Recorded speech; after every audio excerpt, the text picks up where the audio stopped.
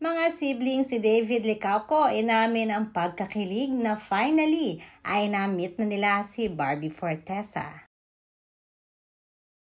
Blooming in red nga si Barbie Forteza sa pag-attend nito at pagsuporta sa premiere ng movie ni David na may title na Samahan ng Makasalanan.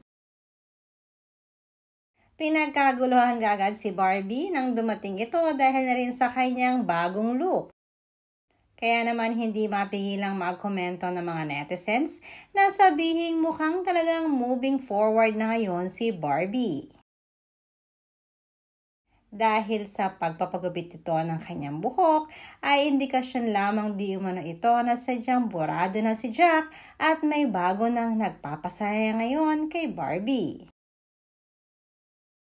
Sa isang brief interview ng mga press people bago ang film screening, sa kapuso actress na si Barbie ay sinabi nitong natutuwa siya dahil in-invite siya ni David sa nasabing premiere night. Ayon kay Barbie, in-invite niya ako so I'm happy to be here tonight. I am so proud of him. Alam kong pinaghirapan niya ito, lalo na sabi niya this is something new for him.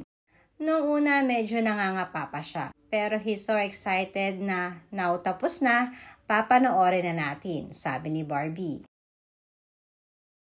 Spotted pa ang paghahag ng dalawa while talking to each other inside the cinema bago nga magsimula ang premiere.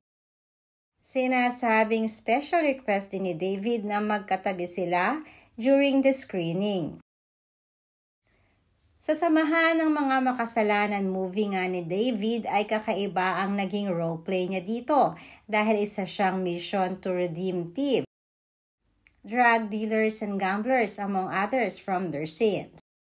Kaya naman tama ang sinabi ni Barbie na talagang nangapa si David noong una. At ang isa namang ikinakilig ng napakaraming Barda fanatics ay nang makitang magkakasama itong si Barbie at ang mga kapatid ni David. Dahil dumating din ang mga ito para suportahan ang kapatid, kaya naman tuwang-tuwa rin si Barbie dahil napaka-warm di umano na naging pagtanggap ng mga kapatid ni David sa kanya.